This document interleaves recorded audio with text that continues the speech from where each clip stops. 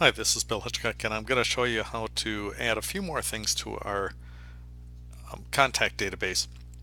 I've got a database that I was working on before. This is the one that's got all 50 states in it, so we had imported some data from Excel to do that. So I'll close that up. And in my zip code table, I've got just two cities right now. I've got Augusta, Maine, and Dubuque, Iowa entered in. If I go to my database tools, and relationships, you can see that I've established a relationship between the state table and the zip code table, and we had gone in here, edited the relationships, we enforced referential integrity, and also did the cascade update related fields, so that way any of those zip codes is always going to belong to a valid state. So we'll cancel out of here, close this up, and first let's try adding a couple more zip codes. So if I come down here to the zip code table, I'm going to click on a new zip code and type in 52002, which also happens to be a Dubuque, Iowa zip code. So I can just type in IA there, or I can click on the drop down box and scroll through and choose my state. And then I'm going to type in 53089, which is Sussex, and that's if I type in a bad state. So for instance, if I say that this is, I don't know, we'll just do II, for instance, and hit enter. There you can see I can't change this because it says you can't add or change a record because a related record is required in the table state. So I'll hit OK on that and change this to the correct state, which in this case happens to be Wisconsin. So I'm going to scroll down. Here's Wisconsin, and we can enter that in. So I've got a couple extra zip codes typed in. So let's close that up. Now I want to make another table for our contacts, all of our addresses. So I'll create a table, change the view, and let's call this, how about if we, cut of your choice, either call it contact or call it address. I'm going to call this address. And for my field name, I want to include for every person that I put into my contact list, I just want a unique identifier. So I'm going to leave this as kind of the ID field and leave it as auto number. But I do want to change the field name. I'm going to call this ADDR ID for address ID. And this again is our primary key, just a number to keep track of each individual contact. And for the caption, we can just use something like ID and a hash mark or pound sign. Then I'll have the address, the person's first name. So I can either do it first name or I can do name first. And we'll make this short text. This is 15 characters. This is actually a non-key field. So it's,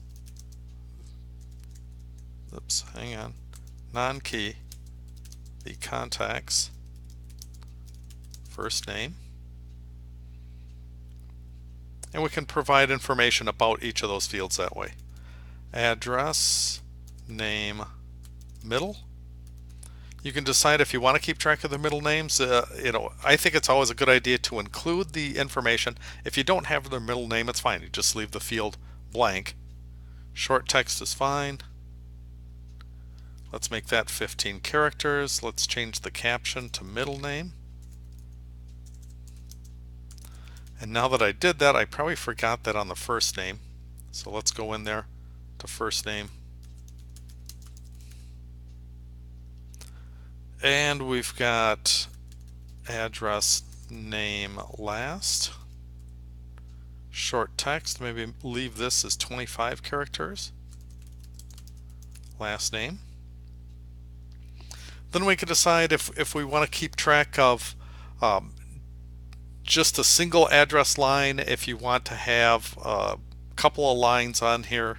So I'll do address, line 1.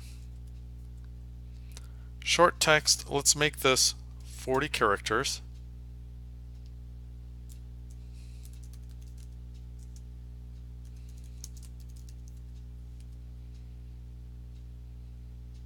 We can have a second one, and again, if it's, this would be like a PO box or something like that, an apartment number.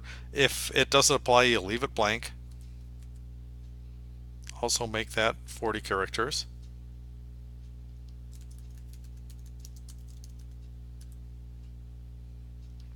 And then all I really need is just the zip code, because if I've got the zip code, I can look it up in my zip code table to find out what the city and state is. You don't want to put the city and state in here because then we'd have duplicate data. So I'm going to have the address zip, and we want to use the lookup wizard to look up that zip code. And I'm going to look this up in my zip code table. I want the code, the city, and the state, so I'll click on this double chevron there to send all those, or double arrows over to send all those fields over at once. Hit next. I want to sort by the zip codes, so they'll be in alphabetical order or numeric order. They're unique, so I don't need any other fields to sort by. I don't want to hide that key column. Just the column widths here, and then I said we're going to drag these out a little bit wider.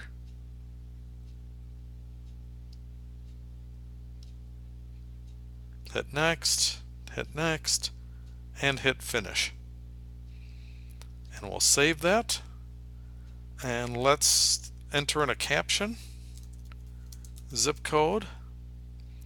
Let's see, I've got one for address line 2, 1, the last name, middle name, first name, and address ID. I'm just checking the caption on all of those. That looks good. So let's change the view. And we'll type in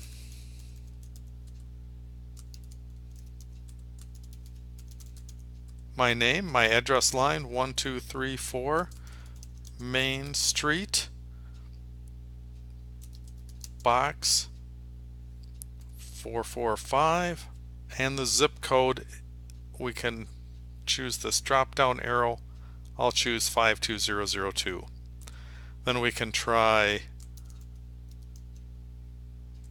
John Doe, who lives on 4567 Oak Avenue. Nothing for the address line 2, and we'll say that John Doe's in Augusta, Maine. We'll have Jane Miller, 7890 Maple Boulevard, and we'll make that one in Dubuque. So we've got a few different people entered in here. I can adjust column widths as needed for the table. Everything looks pretty good except for the zip code here. Notice that I don't get the leading 0. So let's change the view. Back to design view. Come down to the zip code. And for the format, we're going to put in 5 zeros. 1, 2, 3, 4, 5.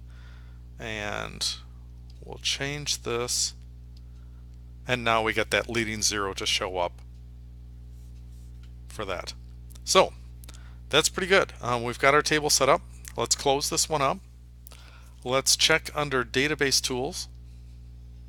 Go to the relationships.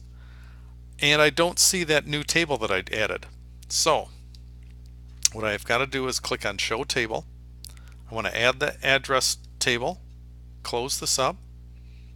Make that a little bit bigger. And there's my line linking zip codes to the address zip.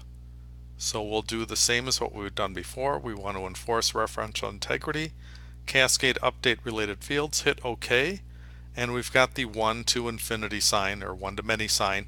So that looks good there. Let's close this up. And yes, I want to save those changes. Alright, so that's pretty good. We've got 3 tables. They're all connected. Now what we want to do is we want to start doing something with this information.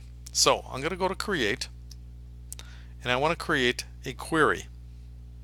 And what the query is going to allow me to do is join some of that information. So when I'm going to set up a query, in this case, I need information from all three of these tables. I want to have the address, that's the key part of it. I've got the zip codes and the states. So I'll add in the address. I want to add in their zip codes and their states. Close this up. Drag this out a little bit bigger just so I can see all the fields in there. Do the same thing here. So first what I'd like to do is I want to have the person's last name. I want their first name. I want to get their address line. And I want to get the city. So there I have to pull that from the zip code table. The state that they live in, so I'm just double clicking on these. And then finally the zip code that they happen to be in. And notice that I'm grabbing this zip code because it's the one for the contacts. So I've got all that information. Let's run the query. And if we widen out some of these columns here so we can see everything, you can see just by having that zip code entered in for each one of the contacts, we can look up automatically what city and state they happen to live in. All right, I'm going to go back to my query, and I want to make sure that this is sorted first by their last name. So that's why I put their last name as the leftmost column. That's how queries kind of do the sorting. So I've got it sorted by last name, then within last name by first name. Let's run our query again, and we've got it alphabetized by last name, so that looks pretty good. All right, I'm going to save this one, and yes, I want to save it. I'll call it my address info, and we've got that. All right, something else that we can do with this is we can create a form. So before I create a form, what I want to do is I want to select one of these tables. So in this case, I'm going to select state. I'm going to click on create form, and it automatically generates a new form for me. And here you can see I've got the state, and way down at the bottom we've got some zip codes. Oops, hang on a second. I moved something when I was moving my mouse around. And it pulls all this stuff together for me, so that looks pretty good. I'm going to close, and actually this one, if I scroll down, I've got the zip codes for this particular state. I can kind of scroll through some of the different states, and hopefully if I finally get to Iowa, there's our two zip codes in there. So that way I could, if I wanted to enter in a whole bunch of zip codes for Iowa, I could just enter them in right down here at the bottom. So I'm going to click up here once, click up there twice to edit this, and I'm going to call this my zip codes by state form. Let's save this, and we'll call it zips by state, or if you want to put spaces in there.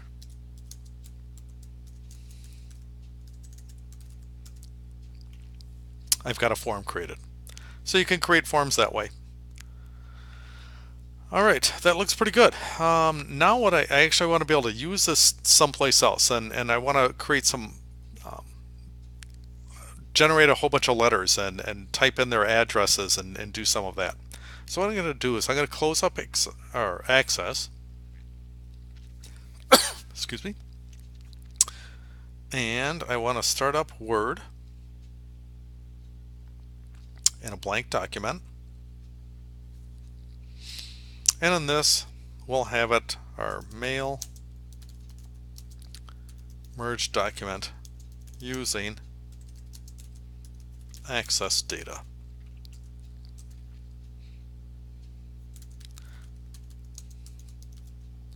So first I'm going to have some address information, then I'm going to have the letter information. Now you wouldn't normally type all this on here. I'm just doing it just so you know what it is that I'm going to be working with. But what you do is you'd set up a template for sending out some letters. You know, Say you want to have a fundraiser, or if you're going to try to sell somebody something, you're going to have their name appear on the letter. You're going to have dear in the person's name, all of that kind of stuff. So I'll save this.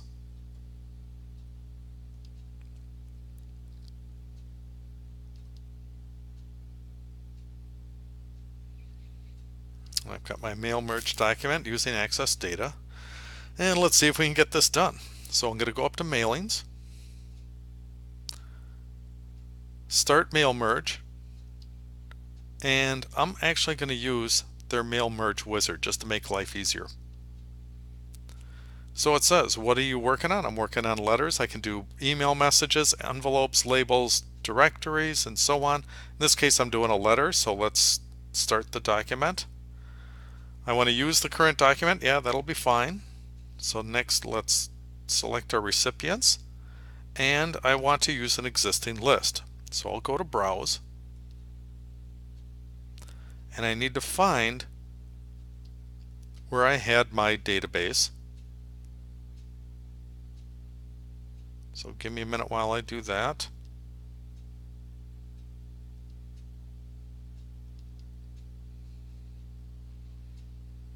There's my contact database. And it's got all the different tables. And in fact, if I drag this out just a little bit farther, it's got the 3 tables, and it also has the address information that we set up. Alright, so I'm just going to cancel out of that. Actually, I think I grabbed the wrong one. So give me just 1 minute here. Let's see if I can find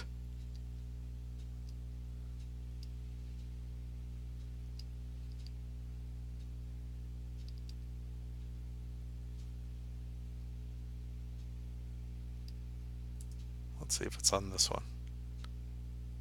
Alright, let's give that a shot.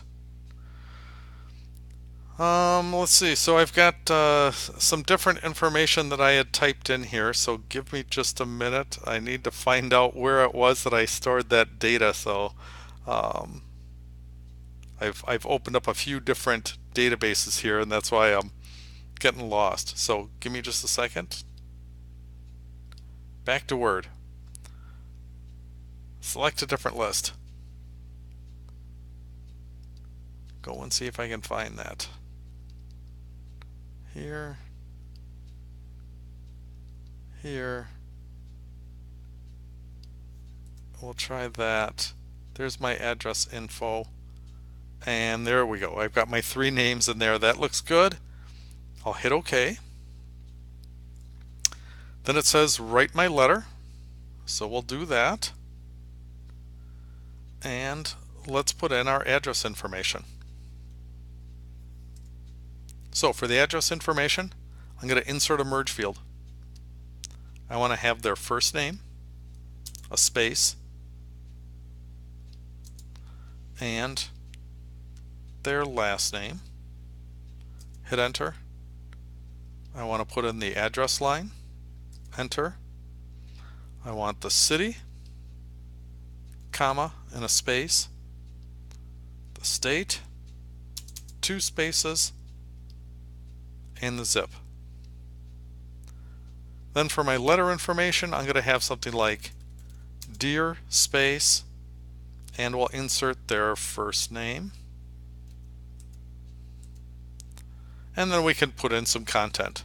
I would like to discuss an offer with you. And we can go on from there. Alright, so I've got all this set up. I'll save what I've got done so far. I want to preview my letters. And there's the first one. It pulls in that information from the database. It's got the zip code and all the rest of that. And it's got their name down on here. Now for the zip code, the formatting wasn't quite right, so I should probably go in there and try to clean that up. But what we're going to do is now complete the merge. We can either print these things out, or if we edit the individual letters, We can decide which ones that we want. I'm going to just do all of them, and it generates out a 3-page document that has all those letters typed in one right after the other. So we can save that, and we'll give it a different name, something like mail merge resulting letters. So I've got those saved. I can close this document. Here's my original one. I want to save that as well. And we're all set doing some mail merges. So that's how you can use an Access database as a source of a data like this. It's a fairly practical example. I hope this helps out.